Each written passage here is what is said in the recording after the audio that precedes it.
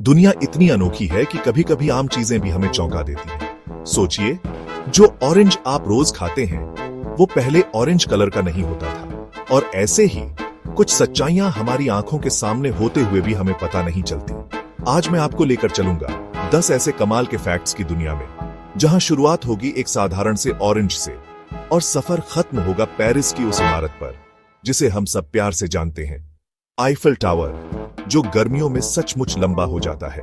तो चलिए तैयार हो जाइए इन 10 अद्भुत तथ्यों की सैर पर, और मुझे यकीन है वीडियो खत्म होने तक आपकी नजर दुनिया को देखने का नजरिया बदल चुका होगा। पहले संतरे नारंगी नहीं बल्कि हरे थे। दक्षिण पूर्व एशिया में उगाए गए सबसे शुरुआती संतरों में वह ब्राइट ऑरेंज कलर नहीं था। इसके बजाय गर्म और आर्द्र जलवायु के कारण वे पकने पर भी हरे रहते थे। दरअसल ट्रॉपिकल क्षेत्रों में संतरे अंदर से पूरी तरह पके होने के बावजूद बाहर से हरे रहते हैं। भूमध्य सागर जैसी ठंडी जलवायु में उगाए जाने पर उनके छिलकों में मौजूद क्लोरोफिल पकने के दौरान टूट गया, जिससे उनका विशिष्ट नारंगी रंग प्रकट हुआ। रंग में यह बदलाव दरअसल पकने की बजाय पर्यावरण के तापमान का परिणाम है। स्नेल के दांत होते हैं। अपनी धीमी गति और कोमल शरीर के बावजूद स्नेल हजारों छोटे दांतों से लैस होते हैं। कुछ प्रजातियों में 14,000 से भी ज्यादा दांत होते हैं। ये रेडुला नामक एक रिबन जैसी संरचना पर व्यवस्थित होते हैं, जो एक सूक्ष्म खुरदरी जीभ की तरह काम करती है। ये भोजन को खुरचती या काटती है, जिससे स्नेल वनस्पति पदार्थों से लेकर अन्य स्नेल तक सब कुछ खा सकते हैं। कुछ समुद्री स्नेल्स ने मैग्नेटाइट से बने दांत विकसित किए हैं, जो एक प्रकार के लौह खनिज से बने होते हैं, जिससे उनके रेडुला सबसे कठोर जैविक पदार्थों में से एक बन गए हैं। मछलियां आपात स्थितियों में व्यवस्थित संकेत देती हैं। डैमसेल मछली और साइसिड जैसी कुछ मछली प्रजातियों पर किए गए अध्ययनों से आश्चर्यजनक रूप से सहयोग व्यवहार का पता चला है। खतरे से भागते या आश्रय की तलाश करते समय इन मछलियों को मूंगे की दरारों जैसे छिपने के स्थानों पर से रहना देखा गया है। यह व्यवहार अव्यवस्था को कम करता है और प्रत्येक व्यक्ति को सुरक्षा का उचित अवसर प्रदान करता है। यह एक दुर्लभ उदाहरण है जहां जानवर घबराने के बजाय इंसानों की तरह शांत और व्यवस्थित रहते हैं। सूडान में दुनिया के किसी भी देश से ज्यादा पिरामिड हैं। जब हम पिरामिडों के बारे में सोचते हैं तो अक्सर इजिप्ट की याद आती है, लेकिन सूडान में असल में 200 से ज्यादा पिरामिड हैं, जो इजिप्ट में पाए जाने वाले पिरामिडों की संख्या से 2 गुने से भी ज्यादा है। इनका निर्माण नूबिया में स्थित कुश के प्राचीन साम्राज्य ने करवाया था, जो लगभग 1070 ईसा पूर्व से 350 ईस्वी तक नील नदी के किनारे फैला फूला। हालांकि ये इजिप्ट के पिरामिडों से आमतौर पर छोटे और ज्यादा ढलान वाले हैं, लेकिन इनका इस्तेमाल शाही परिवार को दफनाने के लिए किया जाता था। इनमें से कई उत्तरी सूडान के सुदूर रेगिस्तानी इलाकों में बने हुए हैं, जो ज्यादातर पर्यटन से अछूते हैं।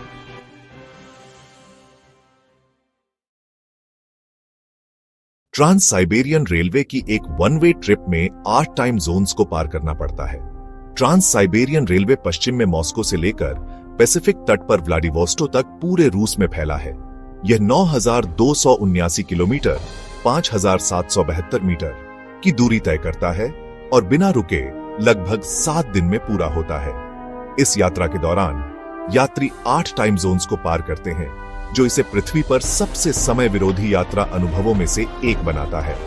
यह रूस के विविध लैंडस्केप्स और संस्कृति जैसे कि विशाल जंगलों और सीढ़ियों से लेकर हलचल भरे शहरों और दूर दराज के गांवों की एक झलक प्रदान करता है।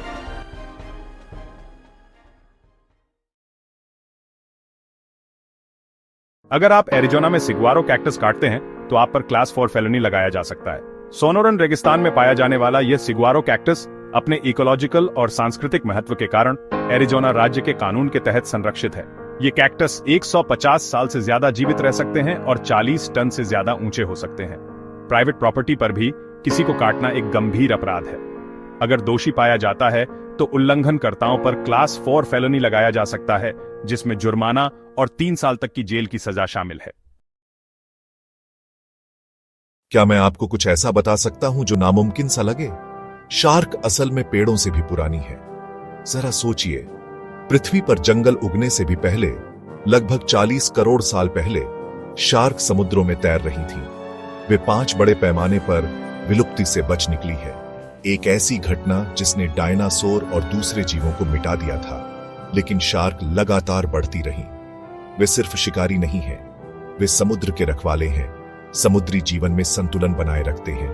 पर आज वे हमारी वजह से संघर्ष कर रही हैं, ज्यादा मछली पकड़ने, उनके पंख काटने और उनके आवासों के विनाश की वजह से। तो अगली बार जब कोई शार्क को डरावना कहे तो उन्हें याद दिला दीजिए, ये बची हुई शार्क पेड़ों से भी पुरानी है और शायद अब हमें ही उनकी रक्षा करने की जरूरत है। अगर आपने कभी गायों को चुपचाप चरते हुए देखा है तो एक प्यारा सा सीक्रेट है। गायों के बेस्ट फ्रेंड्स होते हैं। किसानों और शोधकर्ताओं ने देखा है कि कुछ गायों के जोड़े खेत में साथ साथ रहते हैं, साथ साथ खाते हैं और मिलकर आराम करते हैं। जब वे अलग हो जाते हैं तो उनका तनाव बढ़ जाता है। जब वे फिर से मिल जाते हैं तो वे तुरंत शांत हो जाते हैं, जैसे हम किसी करीबी दोस्त को देखकर शांत हो जाते हैं। यह बात समझ में आती है।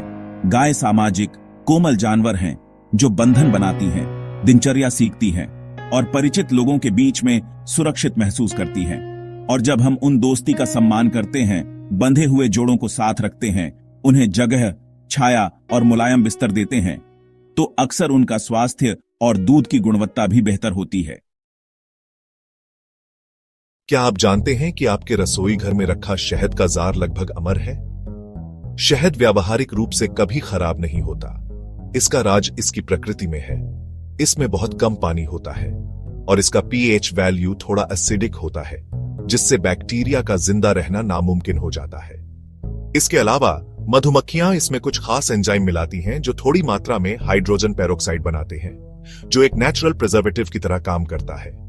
इसीलिए आर्कियोलॉजिस्ट को प्राचीन कब्रों में शहद के जार मिले हैं जो हजारों साल बाद भी खाने लायक हैं। और एक बात जो आपने घर पर देखी होगी, कभी कभी शहद क्रिस्टलाइज होकर दानेदार हो जाता है। लेकिन चिंता न करें, इसका मतलब यह नहीं कि वह खराब हो गया है। बस जार को गर्म पानी में डालें और वह फिर से स्मूथ हो जाएगा। इसे एक एयरटाइट जार में नमी से दूर रखें और यह सचमुच हमेशा के लिए चलेगा। जरा सोचिए, छोटी मधुमक्खियों द्वारा बनाई गई कोई चीज पूरी सभ्यताओं से भी ज्यादा समय तक टिक सकती है। गर्मियों में आईफेल टावर वास्तव में लगभग 15 सेंटीमीटर तक ऊंचा हो जाता है। जी हां, यह सचमुच बढ़ता है। ऐसा क्यों है? मेटल गर्म होने पर एक्सपैंड करती है। एक टाइट जार लिड के बारे में सोचिए जो गर्म पानी में ढीला हो जाता है, या एक मेटल का चम्मच जो चाय में लंबा और गर्म लगता है। एफिल टावर लोहे का बना है और पेरिस की गर्मी उन लोहे के टुकड़ों को थोड़ा सा फैला देती है।